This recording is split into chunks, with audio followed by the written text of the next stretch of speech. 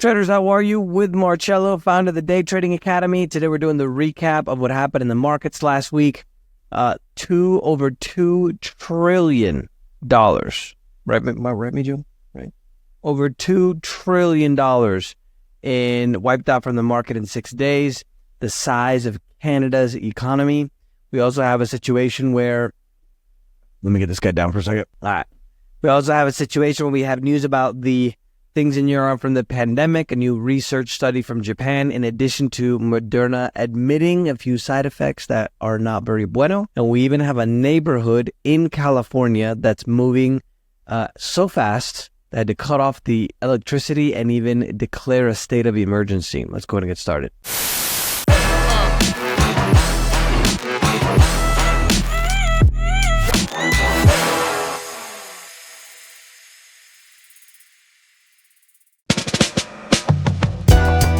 So as I mentioned, over $2 trillion wiped out in the market in 6 days. That's about the size of Canada's GDP. So just imagine the value of the economy of Canada being wiped out in the last 6 days.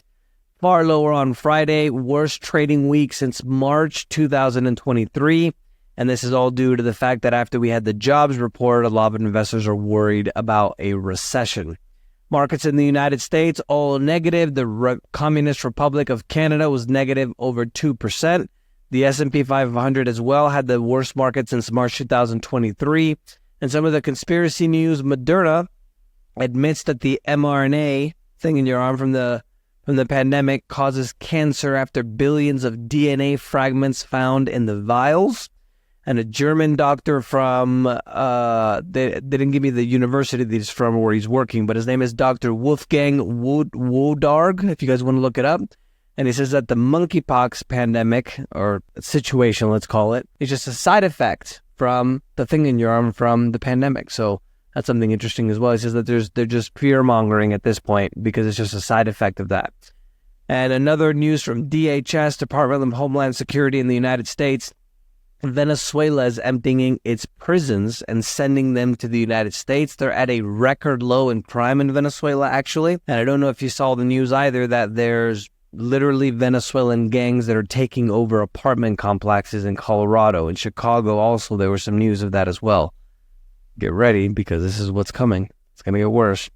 International markets, the European markets are mostly lower. The Euro stocks, which is generally the largest stock market in Europe, was the most negative of all. Latin American markets were lower as well. The Bovespa, which is the biggest market in all of Latin America, was negative over 1%. Africa and the Middle East, mixed as well. South Africa was down 2.93%, while Asia and Australia was mixed. The Nikkei in Japan went down by over 6%. Bitcoin and crypto news, Bitcoin lower this week by almost 9%. It got down to under 54,500. Remember, I take that number Saturday morning, so it might be a little bit different since it's so volatile when you guys look at the number on Sunday or Monday. Commodities and energy, oil prices took a big hit this week. Erased all gains from 2024. Worst week as well for oil in nearly a year.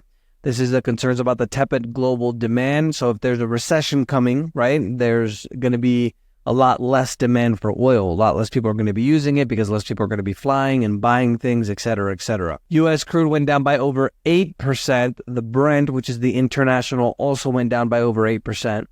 And even as gold prices set new highs, central banks around the world have bought twice the amount of gold as normal, 37 tons in July. And this is what I always tell you, right? Don't pay attention to what they say. Like right before, some of you guys might not remember this because you're too young, but right before the 2008 and 2009 financial crisis, they literally looked us in the face live on TV and they were like, everything is fine. Nothing's going to happen. And then we literally had the worst financial collapse in 100 years. So don't believe what they say because obviously they're not going to tell us the truth. Right? We're going in for weapons of mass destruction. Remember that one? The demand is remaining strong, even though the prices are continuing to rise for gold. The global cacao deficit is also starting to increase as well. Prices, if you don't remember, due to the West Africa floods, in addition to the bad weather and the plagues, the insects that were getting into the plants. Because if you don't know, chocolate comes from a tree that the tree is called the cacao tree, and that's mixed with sugar and cream and milk and all that stuff. Prices reached a record over 12,000 per ton, kind of stabilized around 7, but now due to the shortage that they're anticipating, they're expecting it to go back up. Precious metals are lower as the economic reality is increasingly indicating a recession. Gold went down by 0.24% to just under 2,500. Silver had a worse week, went down by over 3% to 28.04. And then financial and banking news, South Korea, their inflation eased to the lowest level on a year-over-year basis in the last 42 months. 2% rise year over year compared to 2.6% in July.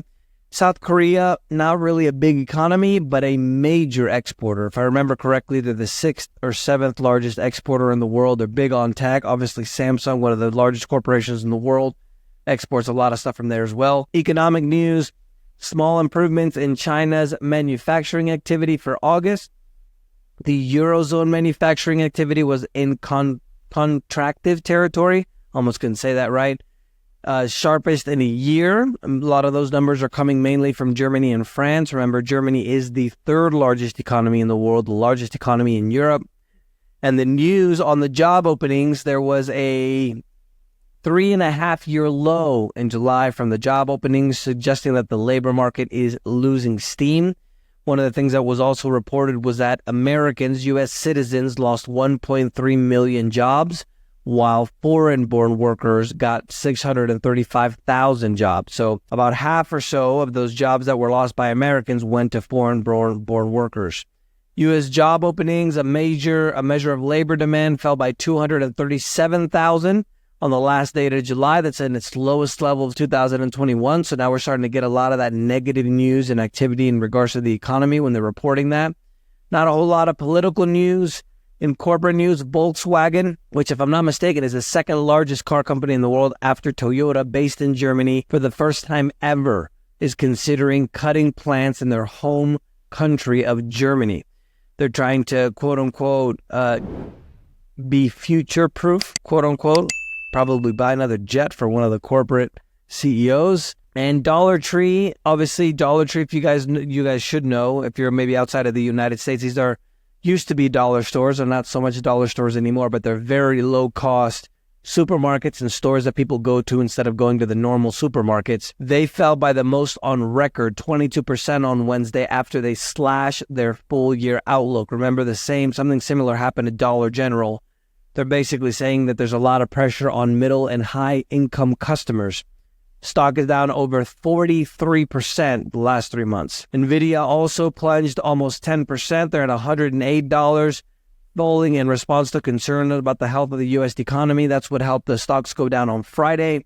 Frontier Communications, which is a internet company, is being bought out by Verizon for $20 billion in cash. Verizon is looking to expand its fiber network. And this year, over 27,000 jobs are being cut as Intel, Cisco, IBM, and Apple all slash their workforce. Everybody's preparing for the recession that's coming. And Telegram CEO Pavel Durov has been freed, supposedly. In technology, Starlink Tuesday stated that Starlink is now going to comply with Brazil's top court order to block access to the social media platform X. There was a little bit of a rift with one of the Supreme Court justices, which is basically acting as a dictator. And so now Starlink wasn't going to block X, but now they are going to. And they're also going to offer free emergency calls for mobile phones. Starlink is. And remember that they made an agreement with T-Mobile to be able to offer their cell phone services directly through the satellites. And Tesla, they jumped almost 5% after announcing that they are going to start offering their full driver assistance package, what they call full self-driving, in China and also Europe, quote-unquote, pending regulatory approval. The stock is up to over 22% the last 3 months, still down for the year, though, just a touch over 12%.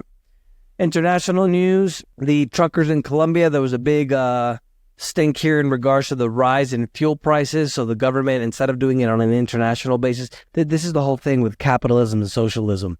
Everybody thinks we live in a capitalism society right now, and we don't. You need permission to go use the bathroom, practically, right? It's not capitalism. So keep that in mind. In Colombia, they actually set the price of gas, because they've been subsidizing it for years, And now, since there's a new government that wants to remove the subsidies, they raised the price. There was a huge blockades all over the country. I got stuck in traffic for about 6 hours one time as well. And interesting facts, Rancho Palo Verdes, which is a community in Los Angeles, normally would be moving about 8 inches a year. 8 inches is about, I want to say, 10 to 15 centimeters a year. This is what was moving, 8 inches. Now it's moving 13 inches per week. 13 inches, I want to say 1, 2, 3. I want to say it's probably about 20 to 30 centimeters for you guys internationally. Stating they're putting in an emergency, a state of emergency due to the situation. They had to cut off electricity to avoid the fires.